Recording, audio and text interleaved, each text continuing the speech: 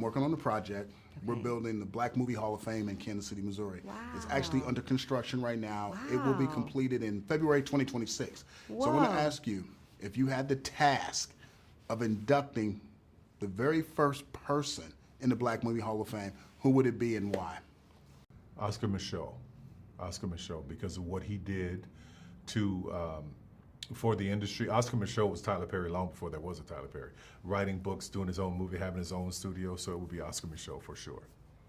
I would induct Hattie McDaniel, just because she really, especially as Black women, she really kicked the door in for us to be able to walk through, and not easily, you know what I mean?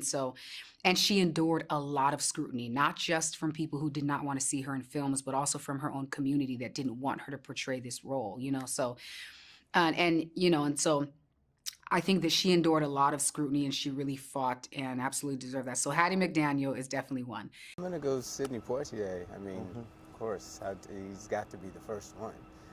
Halle Berry. She is the icon. I watched her, and I was inspired by her. I remember, seeing her, and my older brother was, playing, a movie or something, and I was like, who's that? And he was like, that's Halle Berry. And I was like, oh, I want to do that. That's when I knew that I wanted to be an actor, so absolutely. Go. Diana Ross. She's a legend. I don't know. I don't really think that needs an explanation. Really? She's literally incredible, and she's just across the board has accomplished so much. And yeah, she's everything to me. So her, that's me. Lawrence Fishburne. Period. I mean, he is truly the most solid actor I've ever met and just one of the most solid human beings. So yeah, he deserves his place. I mean, I'd probably get in Burt Williams. You know, he's I think he's the most prolific Black filmmaker, you know, forced to be in blackface, I think, if not all the time. But I think a lot of scholars are rethinking what blackface meant for folks like Burt Williams, in that they were allowed to perform other than themselves, which could separate themselves in a public way. And yeah, I mean, Oscar Micheaux could probably get in there too, but I'll say Burt Williams just because we had a clip of him in Hell County this evening, so, you know, I gotta give him a shout out. You know, I was thinking Sidney Poitier, you know, his work in civil rights and just, you know, what he represented in the beginning of I don't know, leading man film. I just thought he's extraordinary, and his life story is really inspiring too. That's an incredible question, and it's almost impossible to answer, and that's not even a cop-out. It's just that, we got goats on top of goats, you know what I'm saying? And it's I don't even, I would, that's a tough one. I think I could, that's a tough one. I mean, I might say Sidney Poitier just in terms of the sort of the gravitas and sort of you know, you watch In the Heat of the Night and you're he's nah, I'm not a part of this, I am it, you know? And it really felt like it was just this watershed moment of this black man who was just don't play with me. You know what I mean? I need to, but then again, my inspiration for even getting into acting was Will Smith.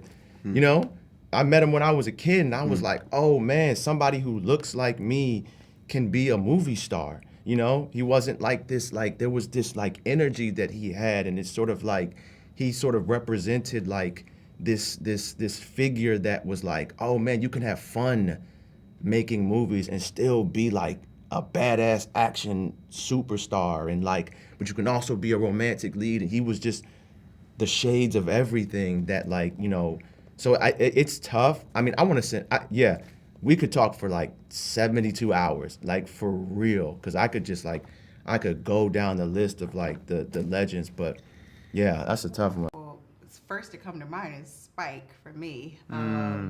I've had the privilege and honor to work with Spike. He's just such a visionary and funny, hilarious in real life, but it's really cool. And I think that obviously you got to make sure you put Spike in there.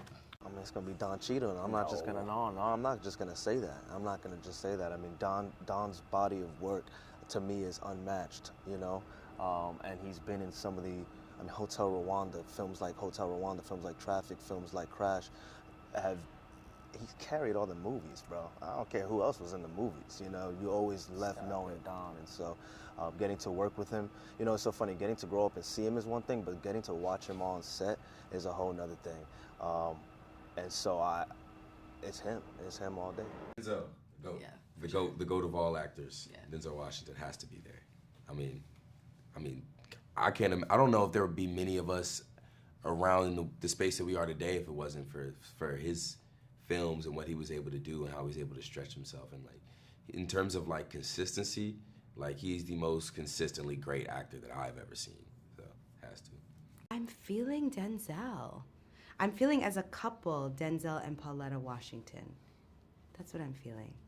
If I had to think of like pure impact on like me as a filmmaker, I would have to say Angela Bassett, specifically for her performance as Tina Turner, because it was that movie that I was like, shit. It was the first time that I